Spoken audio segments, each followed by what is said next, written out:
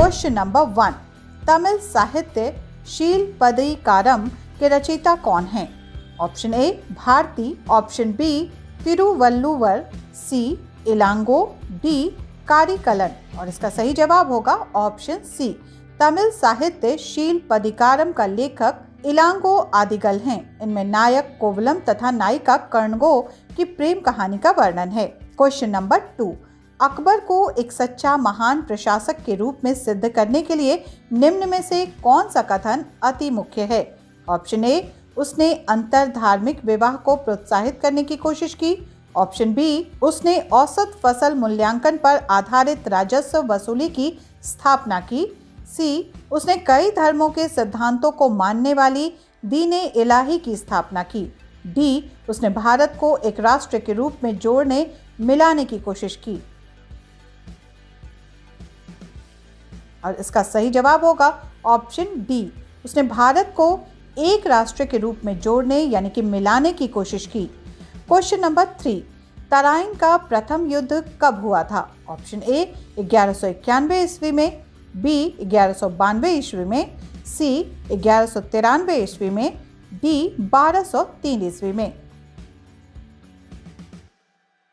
और इसका सही जवाब है ऑप्शन ए, तराइन का प्रथम युद्ध 1191 ईस्वी में तथा द्वितीय युद्ध 1192 ईस्वी में लड़ा गया था।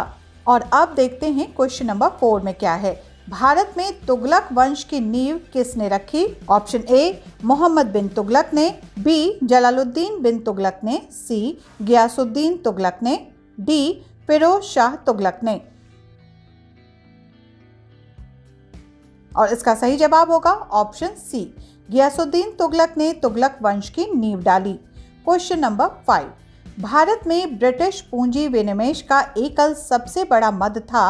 ए रेलवे, बी वृक्षारोपण एवं खाने, सी बैंकिंग एवं बीमा, डी उपयुक्त सभी।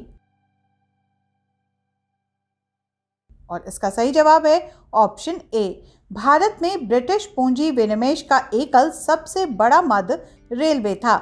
रेलवे का प्रारंभ लॉर्ड डलहौजी के समय में हुआ। क्वेश्चन नंबर 6, नाथुला दर्रा देश के किस राज्य में अवस्थित है?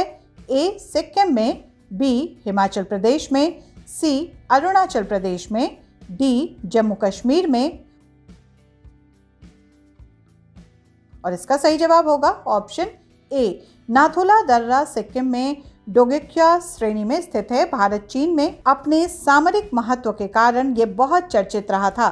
दार्जिलिंग तथा चुंबी घाटी होकर तिब्बत जाने का मार्ग इसी में है। क्वेश्चन नंबर 7, पनामा नहर किसको जोड़ती है? ऑप्शन ए अटलांटिक और प्रशांत महासागर को, बी अटलांटिक और हिंद महासागर को, सी प्रशांत महासागर और हिंद महासागर को, डी लाल सागर और भूमध्य सागर को। इसका सही जवाब है ऑप्शन ए, पनामा नहर उत्तरी तथा दक्षिणी अमेरिका के बीच पनामा गणराज्य के पनामा जल डमरू मध्य को काटकर बनाई गई है। ये विश्व के 2 बड़े महासागरों को भी जोड़ती है। इस नहर के अटलांटिक तट की ओर कोलन बंदरगाह तथा प्रशांत महासागर तट पर पनामा बंदरगाह स्थित है। क्वेश्चन नंबर 8, विश्व की 2/3 से अधिक टिन किस देश से आती है? ऑप्शन ए चीन से, बी मलेशिया से, सी नाइजीरिया से, डी ब्राजील से। और इसका सही जवाब होगा ऑप्शन ए, चीन विश्व की 2/3 टिन निर्यात करता है। टिन के दक्षिणी पश्चिम में यूनान पठार से दक्षिण की ओर पश्चिमी थाईलैंड एवं मलय अंतरीय होते हुए सुमात्रा के पूर्वी तटीय बहिर्द्वीपों तक टिन का उत्पादन बड़े पैमाने पर होता है। क्वेश्चन नंबर 9, कौन सी कार्बनिक चट्टान है? ऑप्शन ए संगमरमर, बी कोयला, सी ग्रेनाइट, डी स्लेट। और इसका सही जवाब होगा ऑप्शन बी, कार्बनिक चट्टान में कार्बन तत्वों की प्रधानता होती है। जब वनस्पति या जीव जंतु पृथ्वी में भूगर्भिक हलचल होने के कारण नीचे चले जाते हैं तथा ऊपर से अवसाद का जमाव होता रहता है तो ऊपर का भार बढ़ जाता है। ये एकत्रित पदार्थ ऊपर के दबाव तथा नीचे के ताप के कारण कोयले में परिवर्तित हो जाते हैं। क्वेश्चन नंबर 10, भारतीय संविधान का ब्लूप्रिंट समझा जाता है। ऑप्शन ए भारतीय स्वतंत्रता अधिनियम को, बी भारत सरकार अधिनियम 1935 को, सी माउंट फोर्ड सुधार को, डी मोर्ले मिंटो सुधार को। और इसका सही जवाब होगा ऑप्शन बी, भारत सरकार अधिनियम 1935 भारतीय संविधान का ब्लूप्रिंट समझा जाता है। क्वेश्चन नंबर 11, लोकसभा व राज्यसभा की संयुक्त बैठक कब होती है? ऑप्शन ए जब राष्ट्रपति बुलाए, बी लोकसभा और राज्यसभा के मतभेद होने पर, सी संसद सत्र शुरू होने पर, डी इनमें से कोई भी नहीं। और इसका सही जवाब होगा ऑप्शन बी, लोकसभा एवं राज्यसभा में मतभेद होने पर संसद की संयुक्त बैठक होती है। संयुक्त बैठक की अध्यक्षता लोकसभा अध्यक्ष करते हैं। क्वेश्चन नंबर 12, खुले बाजार निम्न का भाग है। ए आय नीति का, बी क्रेडिट नीति का, सी श्रम नीति का, डी आर्थिक नीति का। और इसका सही जवाब होगा ऑप्शन डी, खुला बाजार किसी देश की आर्थिक नीति का हिस्सा होता है। खुला बाजार में सरकारी हस्तक्षेप न्यूनतम होता है। क्वेश्चन नंबर 13, H2S में बंद होगा। ए विद्युत संयोजक, बी सह संयोजक, सी हाइड्रोजन बंध, डी एकांकी बंध।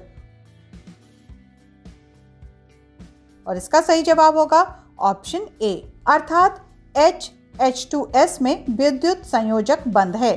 क्वेश्चन नंबर 14, दुग्धजनक हार्मोन का स्राव कहां पर होता है? ऑप्शन ए स्तन ग्रंथि में, बी प्लेसेंटा में, सी अंडाशय में, डी पीयूष में।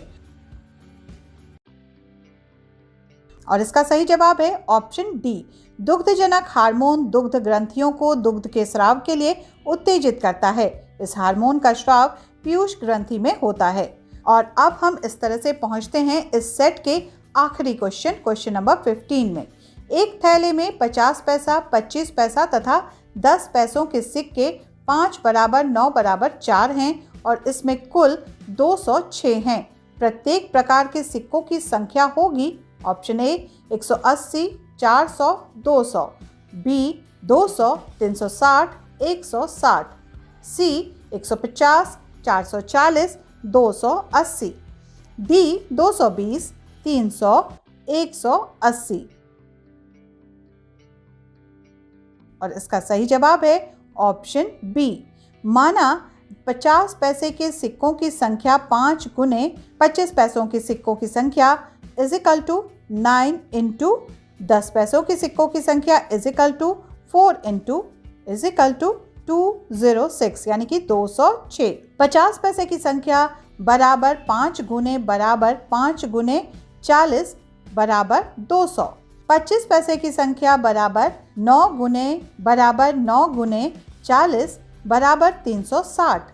10 पैसे की संख्या बराबर 4 गुने बराबर 4 गुने 40 बराबर 160।